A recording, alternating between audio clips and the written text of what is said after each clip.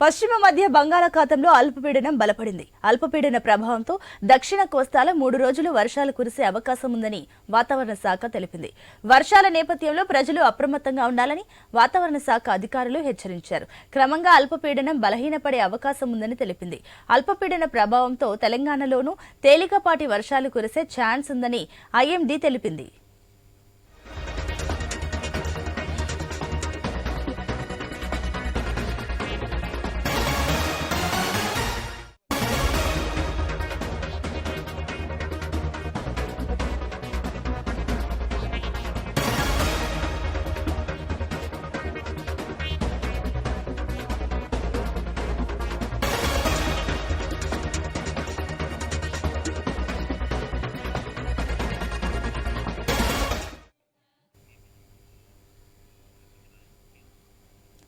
పశ్చిమ మధ్య బంగాళాఖాతంలో అల్పపీడనం బలపడింది. అల్పపీడన ప్రభావంతో దక్షిణ కోస్తాలో 3 రోజులు వర్షాలు కురిసే అవకాశం ఉందని వాతావరణ శాఖ తెలిపింది.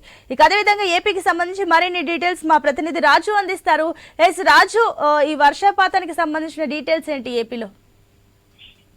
Good morning Sunita. ఏదైతే వరుసగా వస్తున్నటువంటి అల్పపీడన ప్రభావాలతో ఏపీ ప్రజలైతే ఇబ్బందులు పడుతున్న పరిస్థితి. తాజాగా కూడా మళ్ళీ పశ్చిమ మధ్య బంగాళాఖాతంలో అల్పపీడనం ఏర్పడింది. ఇది కాస్త రేపటికల్లా బలపడే అవకాశాలు ఉన్నట్టుగా తెలుస్తుంది. ఇప్పటికే ఉత్తరాంధ్ర వ్యాప్తంగా కూడా నిన్నటి నుంచి వర్షాలు పడుతున్న పరిస్థితి. ఈ నేపథ్యంలోనే రైతులు కూడా చాలా పంటలు నష్టపోతున్న పరిస్థితి కూడా కనిపిస్తుంది.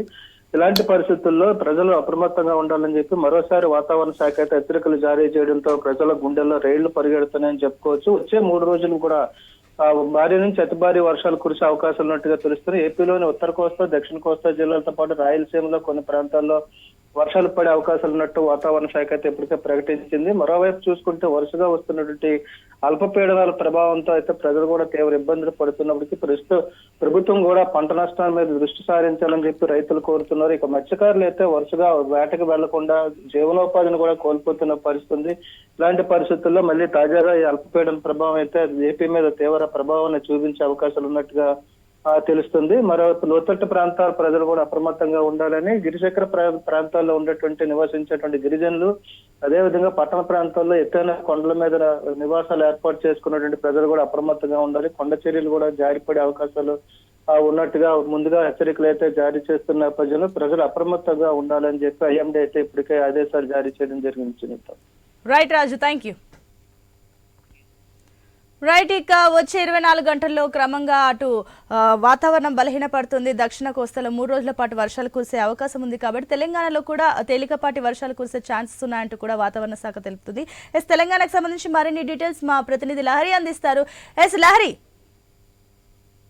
సునీత, ప్రస్తుతం అయితే బంగాళాఖాతంలో అల్పపీడనం బలపడడంతో దీంతో వర్షపాతం అనేది నమోదవుతుందని ఇటు వాతావరణ శాఖ అధికారులు కూడా చెప్తున్నారు. అయితే ప్రస్తుతం కూడా వెదర్ చూసుకున్నట్లయితే చాలా వరకు కొన్ని ప్రాంతాల్లో అయితే తేలికపాటి నుంచి మోస్తారు వర్షాలు, కొన్ని చోట్ల చిరుజల్లులు అయితే మనకు కురుస్తున్నటువంటి పరిస్థితి. ఉదయం నుంచి కూడా క్లౌడీ వాతావరణం అనేది మనకు కనిపిస్తున్నటువంటి పరిస్థితి. ఇప్పటికే చూసుకోవచ్చు, దక్షిణ కోస్తాలో కూడా 3 రోజుల పాటు కూడా వర్షాలు కురిసే అవకాశం ఉందని ఇప్పటికే వాతావరణ శాఖ అధికారులు కూడా తెలపడం జరిగింది. అదే విధంగా వర్షాల నేపథ్యంలో కూడా ప్రజలు అప్రమత్తంగా ఉండాలని చెప్పేసి కూడా ఇప్పటికే హెచ్చరికలు కూడా జారీ చేయడం జరిగింది. అయితే ఇదే వాతావరణం కంటిన్యూ గా మరో 24 గంటల పాటు కూడా ఉండే అవకాశం ఉంది. కనిష్ట ఉష్ణోగ్రతలు కూడా నమోదయ్యే అవకాశం ఉందని ఇప్పటికే వాతావరణ శాఖ అధికారులు కూడా చెప్పారు. క్రమంగా కూడా మనకు ప్రస్తుతం అయితే అల్పపీడనం బలపడింది. అయితే క్రమంగా అయితే మరో 24 గంటల తర్వాత మాత్రం ఈ అల్పపీడనం బలహీనపడే అవకాశం కూడా ఉంటుందని చెప్పేసి వెదర్ ఆఫీసర్లు చెప్తున్నారు. సో మొత్తం మీద అయితే ఇప్పుడు అల్పపీడన ప్రభావంతో అయితే ఇటు తెలంగాణలోనూ